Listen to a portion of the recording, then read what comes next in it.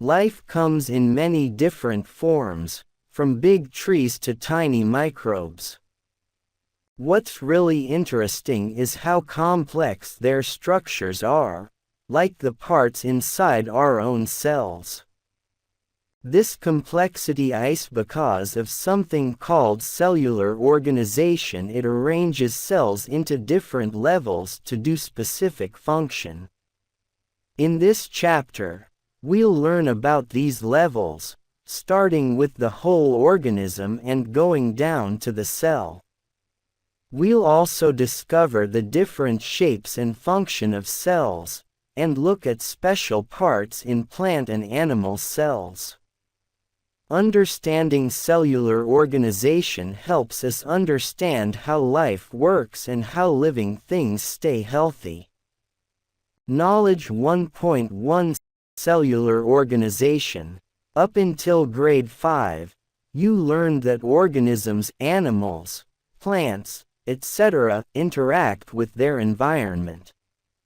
Their organ systems coordinate to keep them alive. In humans and animals, the organ systems are the digestive system, respiratory system, circulatory system, etc. In plants, the root and shoot system are two organ systems. Each organ system has many organs that work in coordination to perform specific functions in the body. As you have studied in grade 4, in the digestive system, teeth chew the food while stomach break down nutrients into simpler ones. Both organs facilitate the job of the digestive system, i.e., digestion of food. Likewise, in plants, petals attract pollinators to make pollination successful. The stem transports food and water to make flowers able to make seeds.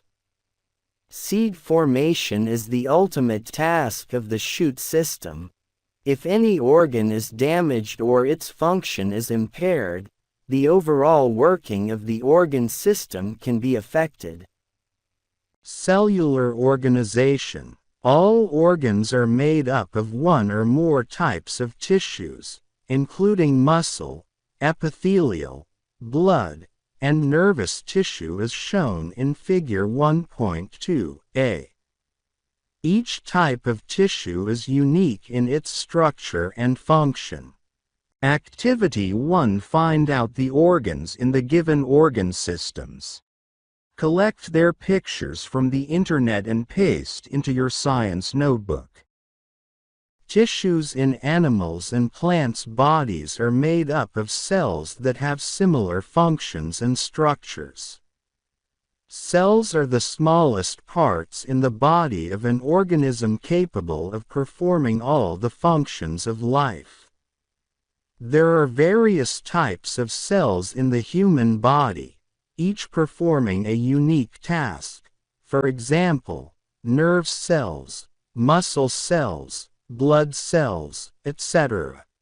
The cells in plants include parenchyma, parenchyma, sclerenchyma, etc., which you will study in higher grades.